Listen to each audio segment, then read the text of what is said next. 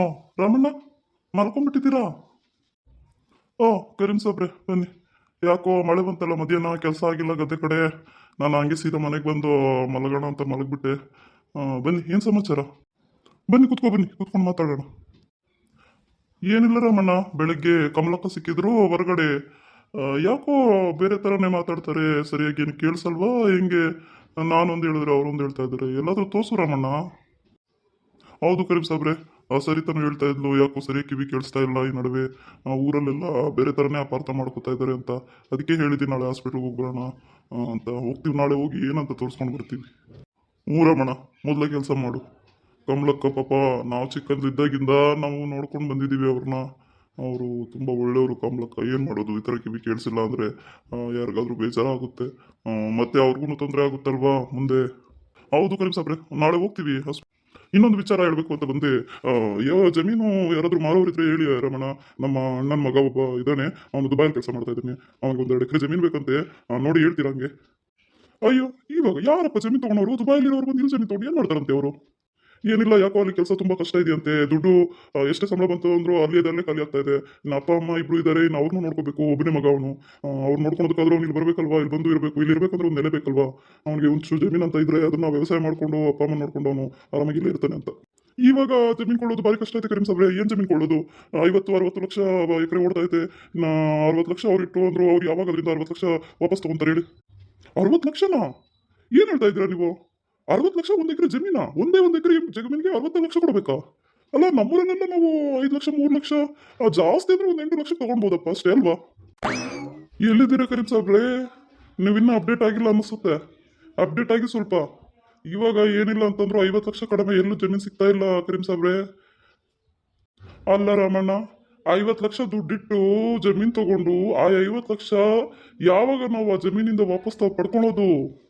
ವಾಪಸ್ ಪಡ್ಕೋತೀಯೋ ಬಿಡ್ತೀಯೋ? ಜಮೀನ್ ರೇಟ್ ಇಷ್ಟ ಆಗಿದೆ, 50 ಲಕ್ಷ. ಮೊನ್ನೆ ತಾನೇ ಅವರು ರಾಜೀವಣ್ಣನ ತಂಗಿ ಮಗಳಿಗೆ ಮದುವೆ ಮಾಡ್ಬೇಕಾದ್ರೆ ಅವರು ಜಮೀನು ಮಾರಾಕಿದ್ರು. ಅವ್ರು ಮಾರಿದೆಷ್ಟು ಗೊತ್ತಾ? 49 ಲಕ್ಷಕ್ಕೆ ಜಮೀನು. ಏನಂತೀರಿ? ಅದೇ ಆ ಕೊನೆಗೆ ಇತ್ತಲ್ಲ 2 ಎಕರೆ ಜಮೀನು, 2 ಎಕರೆನೂ ಮಾರಿಬಿಟ್ರ ಅವರು.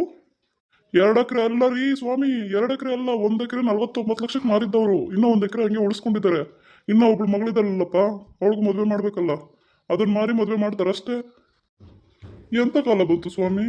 50-60 ಲಕ್ಷ ಕೊಟ್ಟು ಜಮೀನು ತಗೊಂಡು ಅದರಲ್ಲಿ ಉಳುಮೆ ಮಾಡಿ ಅದರಿಂದ ಫಸಲ್ ತೆಗೆದು ನಾವು ಅದರಿಂದ ತಗೊಳೋದು ಎಷ್ಟು ತಗೋತೀವಿ ನಾವು ಅದರಿಂದ ದುಡ್ಡು ವಾಪಸ್ಸು? ರೈತರಿಗೆ ಬೆಲೆ ಇಲ್ಲ, ಜಮೀನಿಗೆ ಇಷ್ಟು ಬೆಲೆ ಆದರೆ ಹೆಂಗೆ ಹೇಳಿ? ಏನು ಮಾಡೋಣ ಕರೀಂ ಸಾಬ್ರೆ? ಆ ಕಡೆ ಈ ಕಡೆ ಹೊರಗಡೆ ಪಕ್ಕದ ರಾಜ್ಯಗಳವರೆಲ್ಲ ಬಂದು ನಮ್ಮ ರಾಜ್ಯದಲ್ಲಿ ಜಮೀನು ತಗೊಂಡು ರೈತರು ಎಷ್ಟು ರೇಟ್ ಹೇಳಿದ್ರೆ ಅಷ್ಟು ರೇಟ್ಗೆ ಕೊಂಡ್ಕೊಂಡು ಈ ಥರ ರೇಟು ಬೆಳೆದೋಗಿದೆ. ನಿಜ ಹೇಳ್ಬೇಕಂದ್ರೆ ಇದೊಂಥರ ಆಶ್ಚರ್ಯನೇ. ಯಾಕಂದರೆ ಇರೋ ಜಮೀನಲ್ಲಿ ನಾವು ದುಡಿಯೋದು ಅಷ್ಟರಲ್ಲೇ ಇರುತ್ತೆ, ಬರೋ ಆದಾಯನೂ ಕಡಿಮೆ. ಆದರೆ 60-70 ಲಕ್ಷ ಕೊಟ್ಟು ತೊಗೊಂಡವರು ತಯಾರಿದಾರಲ್ವಾ, ಹಂಗಾಗಿ ಮಾರೋರು ತಯಾರಾಗಿದ್ದಾರಪ್ಪ. ಹೋ, ನಾನು ಬೇರೆನೇ ಲೆಕ್ಕಾಚಾರ ಹಾಕ್ಕೊಂಡಿದ್ದೆ ರಾಮಣ್ಣ. ನಾನು ಅವ್ರಿಗೆ ಏನಂತ ಹೇಳಿದೆ ಅಂತಂದರೆ ಒಂದು 29-30ರಲ್ಲಿ ಸಿಗುತ್ತೆ, ಒಂದು 2 ಎಕರೆ ಮಾತಾಡ್ತೀನಿ ಎಲ್ಲಾದರೂ ಅಂತ ಹೇಳಿದೆ. ನಾನು ಇವಾಗ ಅವ್ರಿಗೆ ಏನಂತ ಹೇಳೋದು ಅರ್ಥ ಆಗ್ತಿಲ್ವಲ್ಲ. ಏನು ಹೇಳ್ತೀರಾ? ಇರೋದನ್ನೇ ಹೇಳಿ, ಏನಿದೆಯೋ ಅದನ್ನ ಹೇಳಿ. ಈ ಥರ ಇದೆ, 50-60 ಓಡ್ತಾ ಇದೆ, ನಿಮ್ಮ ಇಷ್ಟ. 2 ಎಕರೆ ತೊಗೊತೀರಾ, 1 ಎಕರೆ ತೊಗೊತೀರಾ ಅಂತ? ಸರಿ ಹೇಳ್ತೀನಿ ರಮಣ. ನಾನು ಇದೇ ವಿಚಾರ ಮಾತಾಡೋಣ ಅಂತ ಬಂದೆ. ಇನ್ನು ಏನು ಹೇಳೋದು ಅವ್ರಿಗೆ? ಇದನ್ನೇ ಹೇಳ್ಬೇಕಷ್ಟೇ. 50-60 ಲಕ್ಷ ಓಡ್ತಾ ಇದೆ, ನಿಮ್ಮ ಇಷ್ಟ. ಇದ್ರ ಮೇಲೆ 2 ಎಕರೆ ತೊಗೊತೀರಾ, 1 ಎಕರೆ ತೊಗೊತೀರಾ ಯೋಚನೆ ಮಾಡಿರಿ ಅಂತ ಹೇಳ್ತೀನಿ. ಹೆಂಗೋ ಮನೆಗೆ ಬಂದಿದ್ದೆ, ಕಮಲಕ್ಕನ ಸಿಕ್ಕಿದ್ರು, ಕಮಲಕ್ಕನ ಮಾತಾಡಿಸ್ದೆ. ಇನ್ನೇನಿಲ್ಲ. ಮತ್ತೆ ಇನ್ನೇನು ಸಮಾಚಾರ ಕರೀಂ ಸಾಬ್ರೆ? ಮನೆ ಕಡೆ ಎಲ್ಲ ಆರಾಮ? ಇನ್ನೇನಿಲ್ಲ, ನಾನು ಹೊರಡ್ತೀನಿ ರಮಣ. ನನಗೆ ಮನೇಲಿ ಕೆಲಸ ಐತೆ ಸ್ವಲ್ಪ. ಮನೆ ಮೇಲ್ಗಡೆ ಇಂಚು ತೆಗೆದು ಹೊಸ ಇಂಚು ಹಾಕೋಬೇಕು. ಕೂಲಿಯವ್ರಿಗೆ ಹೇಳಿದ್ದೀನಿ. ಈ ಮಳೆ ಬೇರೆ ಬಿಡ್ತಾ ಇಲ್ಲ, ಕೂಲಿಯವ್ರು ಬರ್ತಾರೋ ಬಿಡ್ತಾರೋ ಗೊತ್ತಿಲ್ಲ. ನಾನೊಂಚೂರು ಆ ಕಡೆ ಎಲ್ಲ ಕ್ಲೀನ್ ಮಾಡಿದ್ರೆ ನಾಳೆ ಬಂದು ಅವ್ರಿಗೆ ಹಾಕೋದಕ್ಕೆ ಸರಿ ಹೋಗುತ್ತೆ. ಇನ್ನು ಈ ಮಳೆಯಲ್ಲಿ ಮನೆ ಸೋರ್ತಾ ಐತೆ, ಏನೋ ಒಂದು ಮಾಡಬೇಕು.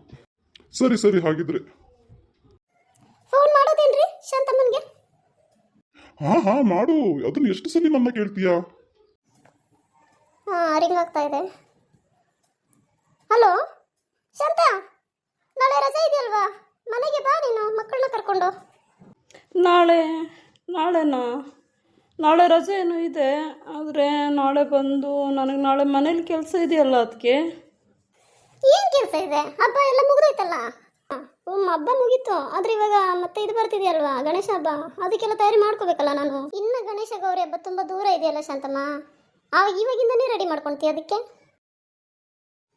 ನಮ್ಮನೆಗೆ ಹೆಣ್ಮಗಳು ಬರ್ತಾಳಲ್ಲ ಅದಕ್ಕೆ ಅವ್ರಿಗೆ ಅರ್ಶಿನ ಕುಂಕುಮ ಕೊಡಬೇಕು, ಸೀರೆ ಎಲ್ಲ ತಂದು ಇಟ್ಕೊಬೇಕು. ಇಲ್ಲಾಂದರೆ ಮತ್ತೆ ಕೂಗಾಡ್ತಾರೆ ಅದಕ್ಕೆ. ಏನು ಪರವಾಗಿಲ್ಲ, ಇನ್ನು ತುಂಬ ದೂರ ಇದೆ ಹಬ್ಬ. ನಾಳೆ ಬಂದು ನೀನು ನಮ್ಮ ಮನೆಗೆ ಇರಬೇಕಷ್ಟೆ. ಮತ್ತು ನಾಳೆ ನಾವು ಪೇಟೆಗೆ ಹೋಗೋಣ ಬಾ. ನಾನು ನೀನು ಮಕ್ಕಳು ಎಲ್ಲರೂ ಪೇಟೆಗೆ ಹೋಗೋಣ. ಇನ್ನೂ ಒಂದು ಹೇಳ್ಬೇಕಂತಿದ್ದೆ, ಅತ್ತೆಗೆ ಸ್ವಲ್ಪ ಹಾಸ್ಪಿಟ್ಲಿಗೂ ತೋರಿಸ್ಬೇಕಾಗಿದೆ. ಬಾ, ನೀನು ಜೊತೆಗಿದ್ರೆ ಚೆನ್ನಾಗಿರುತ್ತಲ್ಲ. ಯಾವಾಗೋ ಬರ್ತೀಯಾ, 3 ತಿಂಗಳಿಗೆ 6 ತಿಂಗಳಿಗೆ ಒಂದು ಸಲ ಬರ್ತೀಯಾ. ಇಷ್ಟ ಹತ್ರ ಇದ್ದನು ಮನೆಗೆ ತವ್ರ ಮನೆಗೆ ಬರಲ್ಲ ಅಂದರೆ ಹೆಂಗಮ್ಮ ನೀನು? ಏನದಕ್ಕೆ ಹೀಗೆ ಮಾತಾಡ್ತೀರಾ? ನಿಮಗೂ ಗೊತ್ತಿದೆ ಅಲ್ವಾ ಇಲ್ಲಿ ನಮ್ಮ ಅತ್ತೆ ಮನೆಯಲ್ಲಿ ಯಾವ ಥರ ಅಂತ. ನಿಮ್ಮ ಅತ್ತೆ ಹತ್ರನೇ ಮಾತಾಡ್ತೀನಿ, ಅವರಿದ್ರೆ ಫೋನ್ ಕೊಡು, ಹೇಳ್ತೀನಿ. ಕಳಿಸಿ ಒಂದಿನದ ಮಟ್ಟಿಗೆ ಶಾಂತಮ್ಮನ್ನ ಅಂತ. ಬೇಡ ಬಿಡಿ ಅದಕ್ಕೆ, ಮತ್ತೆ ಅವರು ಕಳಿಸೋದಿಲ್ಲ ಮಾಡೋದಿಲ್ಲ, ಸುಮ್ಮನೆ ಯಾಕೆ. ಅದು ಅಲ್ಲದೆ ನಿಮ್ಮನ್ನು ಬೈತಾರೆ ಮತ್ತೆ. ಯಾ ಶಾಂತಮ್ಮ ಫೋನಲ್ಲಿ? ಅದೇ ನಮ್ಮ ಅತ್ತಿಗೆ ಫೋನ್ ಮಾಡಿದ್ದಾರೆ. ಏನಂತೆ ಇವಾಗ ಫೋನ್ ಮಾಡಿರೋದು? ಅದೇ ಊರಿಗೆ ಬಾ, ನಾಳೆ ರಜಾ ಇದೆಯಲ್ವಾ, ಮಕ್ಕಳನ್ನ ಕರ್ಕೊಂಡು ಬಾ ಅಂತ ಕರೀತಾ ಇದ್ದಾರೆ ಅತ್ತೆ. ಊರಿಗೆ? ಇವಾಗ ಏನಕ್ಕೆ ಊರಿಗೆ?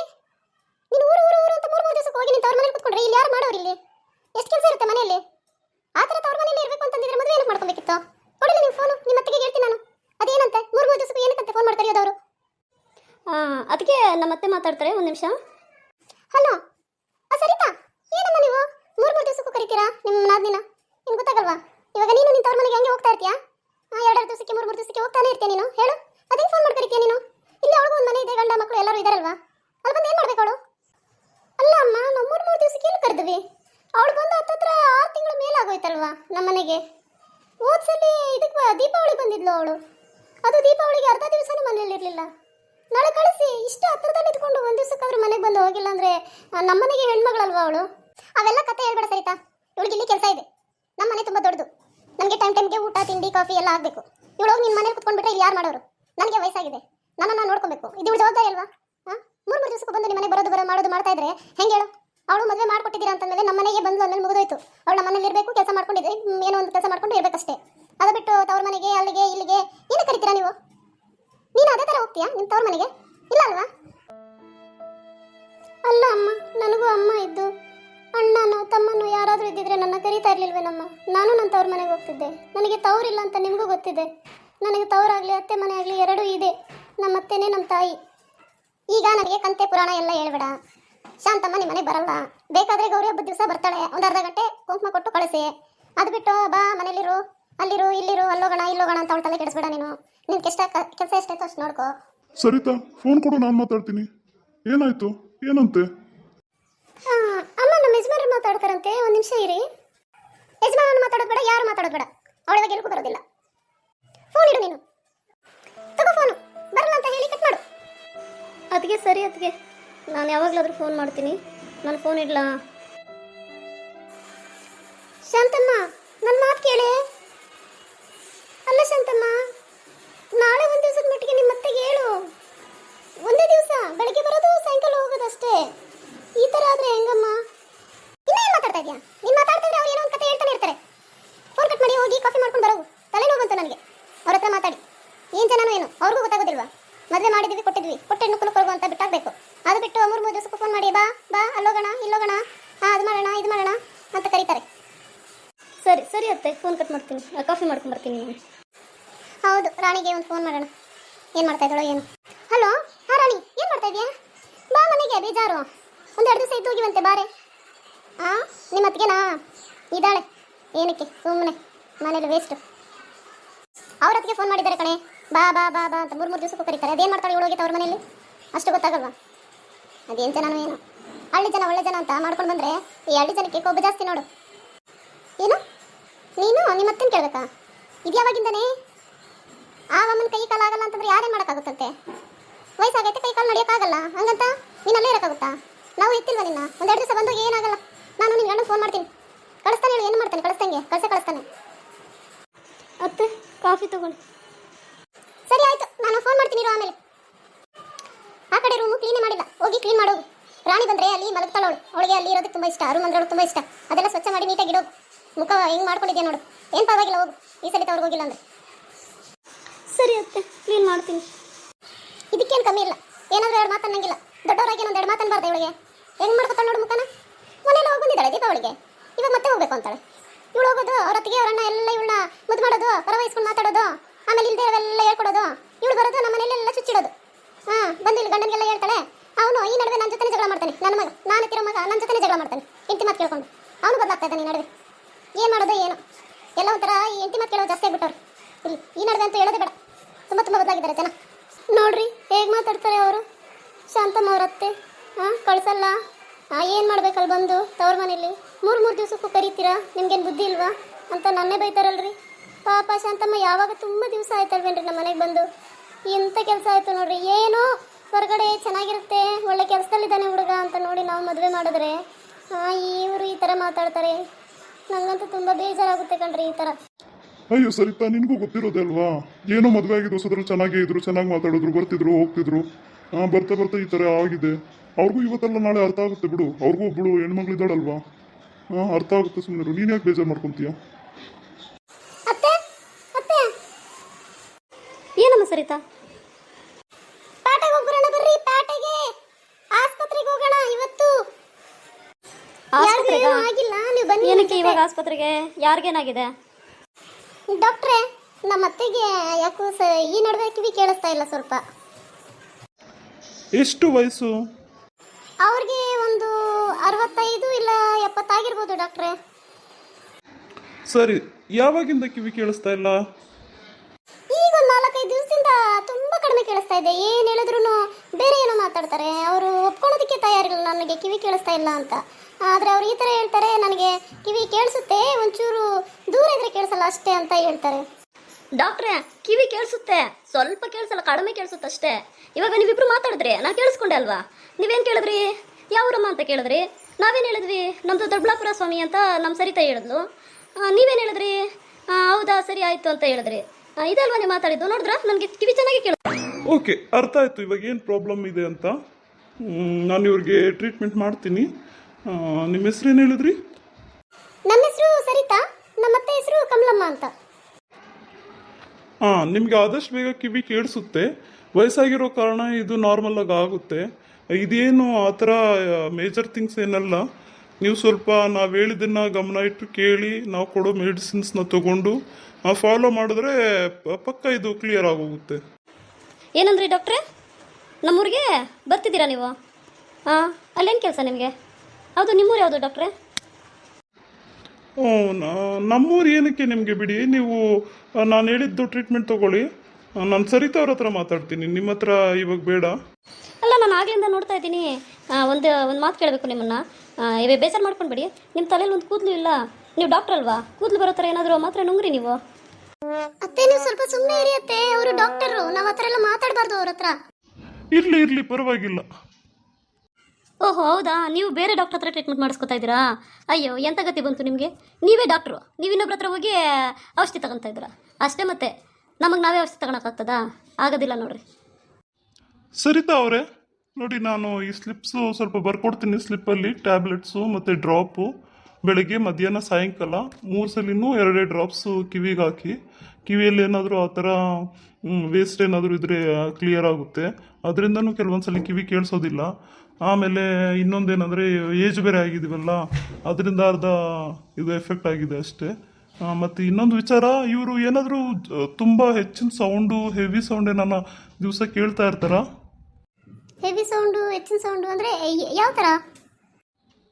ಯಾವ ಥರ ಅಂದರೆ ಇವಾಗ ದೊಡ್ಡ ದೊಡ್ಡ ಸ್ಪೀಕರ್ ಮುಂದೆ ಹೋಗಿ ನಿಂತ್ಕೊಳೋದು, ಎಲ್ಲಾದರೂ ಜಾಸ್ತಿ ಬ್ಲಾಸ್ಟ್ ಆಗೋದು, ಪಟಾಕಿ ಸೌಂಡು ಅದೆಲ್ಲ ಜಾಸ್ತಿ ಈ ಥರ ಕೇಳಿದಾಗೂ ಕೂಡ ಕಿವಿ ಎಫೆಕ್ಟ್ ಆಗುತ್ತೆ. ಹಾಗಾಗಿ ಕೇಳ್ತಾ ಇದ್ದೀನಿ. ಇಲ್ಲ ಡಾಕ್ಟ್ರೆ, ಆ ಥರ ಏನಿಲ್ಲ. ಅವರು ನಾರ್ಮಲಾಗಿ ಮನೇಲಿ ಇರ್ತಾರೆ, ಯಾರ ಹತ್ರನಾದ್ರೂ ಮಾತಾಡ್ತಾರೆ. ಊರಲ್ಲಿ ಹೆಂಗಸರು ಹೊರಗಡೆ ಸುತ್ತಾಡಕ್ಕೆ ಹೋಗ್ತಾರೆ ಅವಾಗ ಸಾಯಂಕಾಲದ ಹೊತ್ತು, ಅಷ್ಟೇ ಬಿಟ್ಟರೆ ಏನು ಅವ್ರಿಗೆ ಆ ಥರ ಪ್ರಾಬ್ಲಮ್ ಏನಿಲ್ಲ. ಸರಿ, ಹಾಗಾದರೆ ನೀವು ಇದನ್ನು ಫಾಲೋ ಮಾಡಿ 15 ದಿವಸ ಬಿಟ್ಟು ಬನ್ನಿ ನಮ್ಮ ಹತ್ರ. ಏನೊಂದು ವಿಚಾರ ಗೊತ್ತಾಗುತ್ತೆ, ಇದು ಯಾವ ರೀಸನ್ಗಾಗಿದೆ ಇವ್ರ ಕಿವಿ ಕೇಳಿಸೋದು ಕಡಿಮೆ ಅಂತ ನಾನು ಹೇಳ್ತೀನಿ ನಿಮಗೆ. ಅಯ್ಯೋ ಅಯ್ಯೋ ಅಯ್ಯೋ ಅಯ್ಯೋ ಪಾಪ, ಅಷ್ಟೆಲ್ಲ ಖರ್ಚು ಮಾಡಿದ್ರಾ ನೀವು? ನಾನು ಅಂದ್ಕೊಂಡಿರ್ಲಿಲ್ಲಪ್ಪ. ಅಲ್ಲ, ನಾವು ನಿಮ್ಮ ಹತ್ರ ಸಾವಿರಗಳು ಕೊಟ್ಟು ಔಷಧಿ ನಾವು ತಗೊಳೋದು, ನೀವು ಬೇರೆಯವ್ರ ಹತ್ರ ಹೋಗಿ ಲಕ್ಷಗಳು ಕೊಟ್ಟು ತಲೆಯಲ್ಲಿ ಕೂದಲು ಬರೆಸೋದಕ್ಕೆ ತುಂಬ ಕಷ್ಟಪಡ್ತಾ ಇದ್ದೀರಾ. ನಾನು ಅಂದ್ಕೊಂಡಿರಲಿಲ್ಲ ನೀವಿಷ್ಟು, ಪಾಪ ಡಾಕ್ಟ್ರಿಗೂ ಇಷ್ಟು ಕಷ್ಟ ಇರ್ತದೆ ಅಂತ ಗೊತ್ತಿರಲಿಲ್ಲ. ಅದು ಕರೆಕ್ಟೇ, ಯಾಕಂದ್ರೆ ನೀವು ಮನುಷ್ಯರೇ ಅಲ್ವಾ, ನೀವೇನು ದೇವ್ರ? ಒಂದೊಂದು ಸಲ ದೇವ್ರಾಗ್ತೀರ, ಇಲ್ಲ ಅಂತಲ್ಲ. ಇವಾಗ ನೋಡ್ರಿ, ಇವಾಗ ನನ್ನ ಸೊಸೆ ನನ್ನ ನಿಮ್ಮ ಹತ್ರ ಕರ್ಕೊಂಬಂದವಳೆ, ಏನಕ್ಕೋ ಕರ್ಕೊಂಬಂದವಳೆ ಅಂತ ಅಂದ್ಕೊಂಡ್ರೆ ಪಾಪ ಏನೋ ಮಾತಾಡ್ತಾಳೆ, ನೀವೇನೋ ಹೇಳ್ತಾ ಇದ್ದೀರಾ. ಆದರೆ ನನಗೆ ಒಂದೇ ಬೇಜಾರು ಡಾಕ್ಟ್ರೆ, ನಿಮ್ಮ ತಲೆಯಲ್ಲಿ ಕೂದಲೇ ಇಲ್ಲ, ಏನು ಚೆನ್ನಾಗಿ ಕಾಣಿಸ್ತಾ ಇಲ್ಲ ನೀವು. ಒಂಚೂರು ಬೇಗ ಔಷಧಿ ತಗೊಂಡು ತಲೆಯಲ್ಲಿ ಕೂದಲು ಬರ್ಸ್ಕೊಂಡ್ರೆ ಡಾಕ್ಟ್ರ್ ಥರ ಕಾಣಿಸ್ತೀರ. ಇವಾಗ ಏನೋ ಒಂಥರ ಬೋಡನ್ ಥರ ಕಾಣಿಸ್ತಾ ಇದೆ, ಗುಂಡಣ್ಣ. ಅಯ್ಯೋ ಅತ್ತೆ ಅತ್ತೆ, ಸುಮ್ಮನೆ ಇರಿ ಅತ್ತೆ. ಸರಿ ಡಾಕ್ಟ್ರೆ, ಸರಿ, ನಾವು ಓಡ್ತೀವಿ, ನಾವು ಮತ್ತೆ ಬರ್ತೀವಿ, 15 ದಿವಸ ಬಿಟ್ಕೊಂಡು ಬರ್ತೀವಿ. ಇದನ್ನು ನಾನು ಮೆಡಿಕಲ್ ಸ್ಟೋರಲ್ಲಿ ತೊಗೊಳ್ಬೇಕಾ? ಕೊಡಿ. ನೋಡಿದ್ರಲ್ಲ ವೀಕ್ಷಕರೇ, ನಮ್ಮ ಮನೆ ಕತೆ ಹೇಗಿದೆ ಅಂತ. ನಮ್ಮ ಅತ್ತೆಗೆ ಕಿವಿ ಸರೋಗ್ಬಿಡುತ್ತೆ, ಒಂದು 15 ದಿವಸ ಅಷ್ಟೇ. ಡಾಕ್ಟ್ರ್ ಹತ್ರ ಹೋಗಿ ಬಂದಿದ್ವಿ. ಮತ್ತು ನಿಮಗೆ ಈ ವಿಡಿಯೋ ಇಷ್ಟ ಆಗಿದರೆ ಲೈಕ್ ಮಾಡಿ, ಮತ್ತು ಖಂಡಿತವಾಗ್ಲೂ ಸಬ್ಸ್ಕ್ರೈಬ್ ಮಾಡಿ. ನೀವು ಸಬ್ಸ್ಕ್ರೈಬ್ ಮಾಡಿದ್ರೆ ನಮ್ಮ ವೀಡಿಯೋಸು ನಿಮ್ಮವರೆಗೂ ಬಂದು ತಲುಪುತ್ತೆ. ಮತ್ತು ತುಂಬ ಧನ್ಯವಾದಗಳು. ಏನಾದರೂ ಕಮೆಂಟ್ ಮಾಡೋದಿದ್ರೆ, ನಮ್ಮ ವೀಡಿಯೋಸಲ್ಲಿ ಏನಾದರೂ ಚೇಂಜಸ್ ಮಾಡ್ಕೊಳ್ಬೇಕು ಅಂತಂದರೆ ದಯವಿಟ್ಟು ಕಮೆಂಟ್ ಮಾಡಿ ಹೇಳಿ.